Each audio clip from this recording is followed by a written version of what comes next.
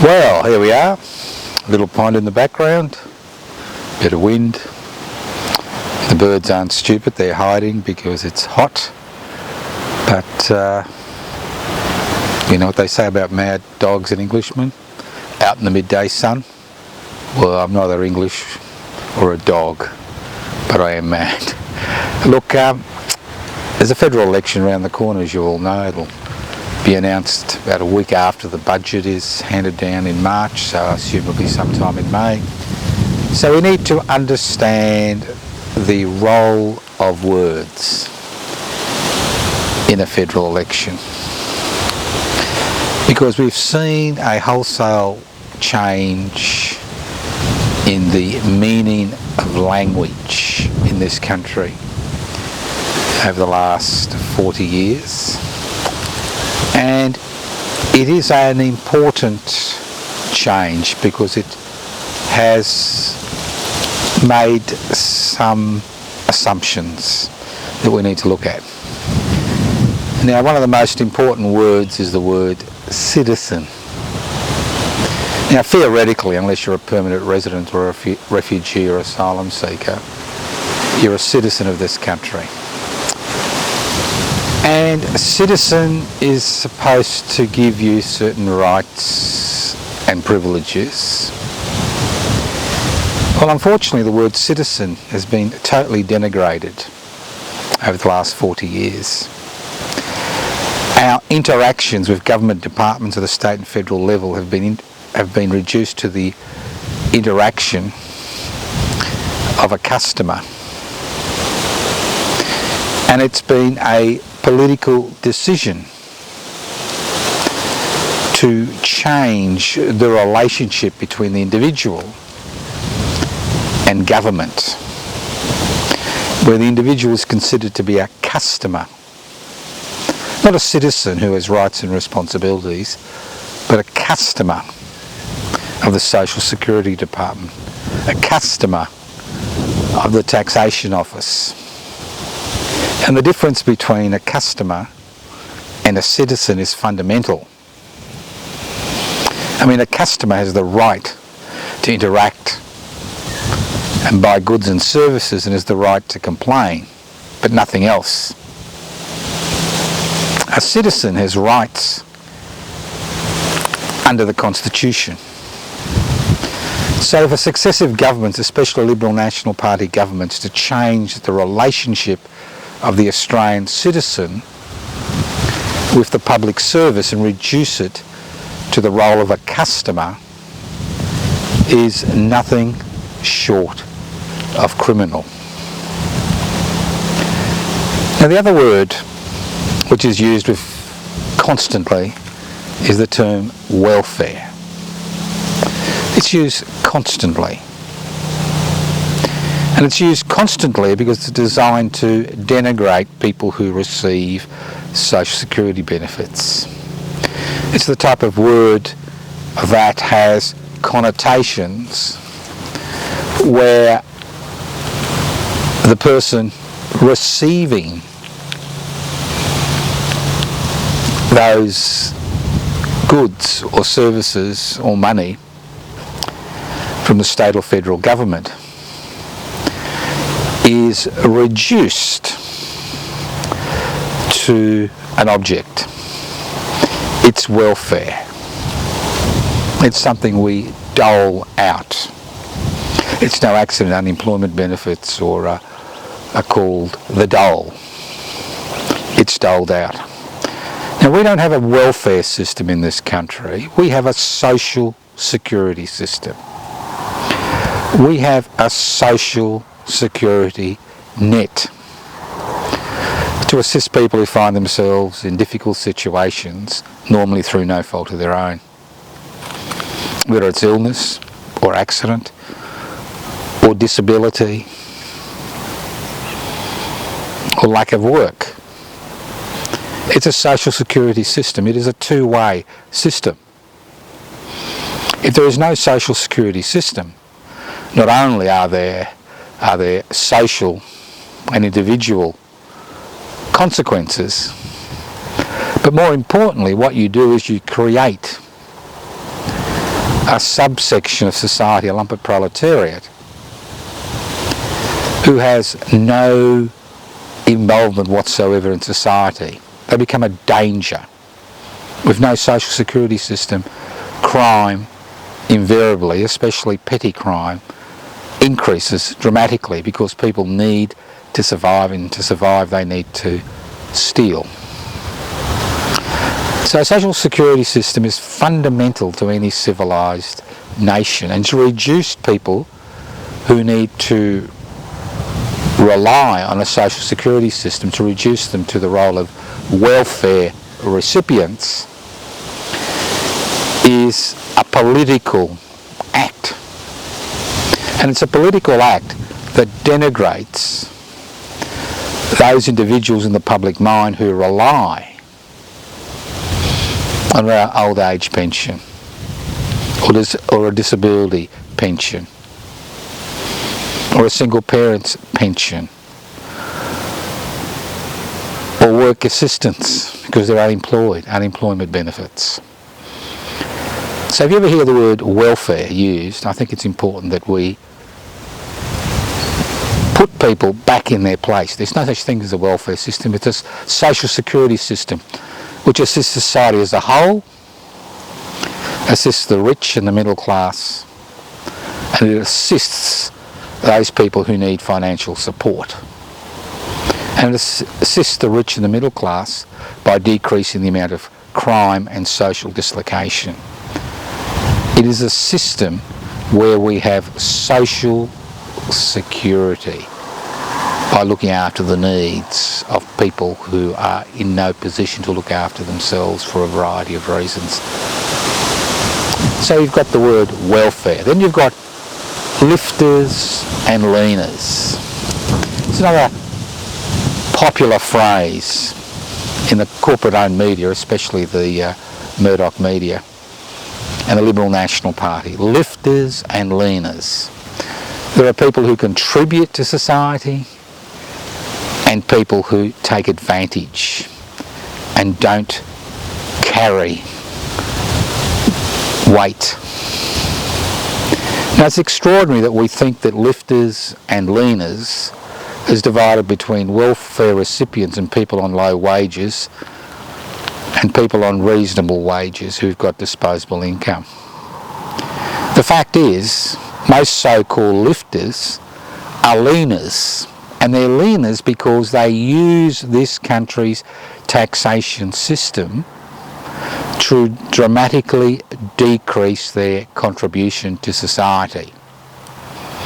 It's usually the very rich and powerful, not just the 1% that own the means of production, distribution, exchange and communication, but the 9 to 10% that are part of the investment class who have disposable income to invest. I mean, these are the leaners because they refuse for a variety of mechanisms to pay their fair share of taxation. And when you talk about leaners, we're told the leaners are those people on low wages and those people on social security benefits. The fact is, the major leaners in our society is the corporate sector. Corporations which legally pay no taxation while making extraordinary profits. Nothing highlights this more than the mining sector and the profits which are made by a small group of people exploiting this country's resources. So when we talk about lifters and leaners, let's talk about the real leaners and the real lifters. Then we have the ridiculous situation where we're told constantly that voting is fundamental to a democratic society. Nothing highlights this more than the charade which occurs during a federal election. The type of campaign you are able to launch, the type of influence you're able to have is fundamentally linked to the amount of resources you have in order to conduct that campaign. And it's no accident that we don't have a federal anti-corruption commission. It's no accident that a significant amount of donations which go to political parties are never recorded, and we never know where those donations come from.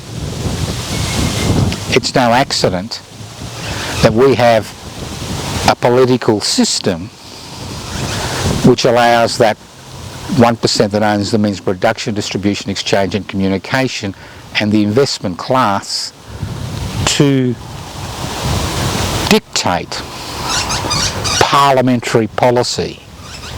And we have a media which is gelded as far as the Australian Broadcasting Corporation is concerned, and a corporate media, whose major responsibility is not to look after the interests of the people of this country, but to look after the interests of the owners of media outlets and their major shareholders if they're publicly listed companies. Let's move on to the concept of public housing. Another word that has been denigrated, the word public. For everybody, public.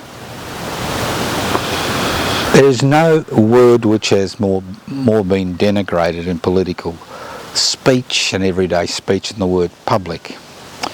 Everything that's public, we are told, is second rate. It's only the private investment for private profit mob which can actually deliver goods and services at a reasonable price.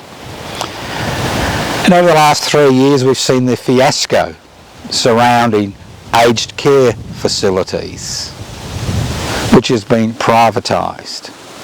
We've seen the fiasco surrounding public education, with more and more money being diverted into the privately owned education sector. We've seen the disaster with the underfunded and understaffed public hospital sector, and nothing has highlighted this more than the COVID-19 pandemic, which has highlighted the idiocy of subcontracting private organisations during the globalisation, corporatisation, privatisation, deregulation tsunami which has swept over this country. What it's done, it's highlighted the inefficiency in many ways of using private companies, private institutions based on the private investment for private profit mantra to carry out essential public services, to build essential infrastructure. Nothing highlights this more than the disasters surrounding the privatisation of the Commonwealth Bank, Qantas, Telecom, the ports, the airports, and the list goes on and on. Theoretically, anything that is privately owned, which provides public services, that's services to everybody, theoretically 40 cents in every dollar of taxpayers' money which is given to these private investment for private profit organisations goes into profits and administration costs. So this concept that's been hammered into the Australian people, that public is good, public is bad I should say, and private is good, needs to be challenged at every basis. Because COVID-19 pandemic, irrespective of your opinions, irrespective of anything you may think regarding COVID-19, has highlighted the inadequacies of the private investment for private profit model as far as delivering essential services. Then we move on to the concept of public housing, a word which has almost been removed from the Australian vocabulary. It's all about social housing. I mean, social housing is ultimately private housing. Privately owned, privately managed, cherry picks who uses its facilities. It's not a need-based system. And all the usual suspects in the public housing debate have now joined the social housing clamour. The clamour to be handed over public housing titles. The clamour to be given government guaranteed money to build so-called social housing.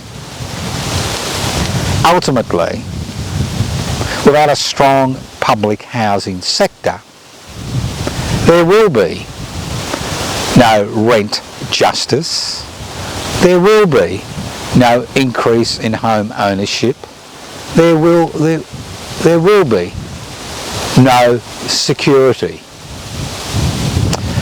When your landlord or landlady is a privately owned individual or company, well, obviously they're in the business to make a buck, not provide services.